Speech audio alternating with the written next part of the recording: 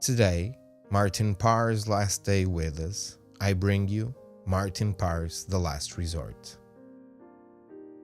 While we see the book, I will read some passages from Gerry Badger's introduction to The Last Resort.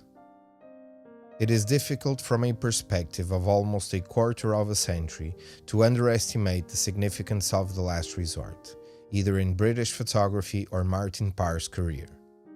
For both, it represented a seismic change in the basic mode of photographic expression, from monochrome to color, a fundamental technique change that heralded the development of a new tone in documentary photography. This shift in tone, with Parr as an important catalyst, was not confined to the silent. It also marked the beginning of a period of vigorous revival in European photography and the mode which came to be known as the New European Color Photography. From 1983 to 1985, Parr made frequent visits to New Brighton, producing the work that defined his career and which we can enjoy in this book. The summers of both 1983 and 1984 were unusually hot, so New Brighton drew unusually large crowds on weekends and bank holidays, ensuring that the resort was bursting at the seams and therefore at its liveliest. And, inevitably, at its tackiest, strewn with litter and under severe pressure from the hungry hordes looking to feed and amuse their kids. This was food and drink to Parr. This general air of making do and parking yourself wherever you can is, I think, one of the book's essential themes, if not the primary theme.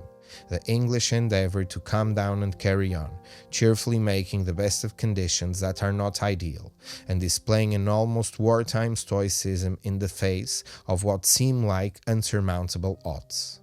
Consider, for example, the beautiful redhead who turns to look at Parr's camera with a feeling of annoyance at the photographer's interruption, before turning back to face the children desperate for the ice creams she is selling.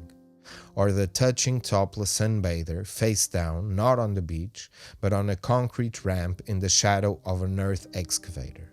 One cannot help but smile, not at her, but at the situation and her fortitude, and the beauty of Parr's observation. As I look at these images and write these words, we have just had a spring bank holiday. Only yesterday, as I ate my fish and chips at a beachside cafe in Dunwich, Suffolk, the engagingly scruffy world of The Last Resort unfurled itself in front of me, hardly changed, and both the sharpness and fondness of Martin Parr's vision was vividly recreated right before my eyes. For British and European photography, the book presents Martin Parr discovering both a persuasively contemporary mode of photography and a way of looking at the world that is clinically detached, skeptical to a degree, sharply humorous, yet humanistically engaged.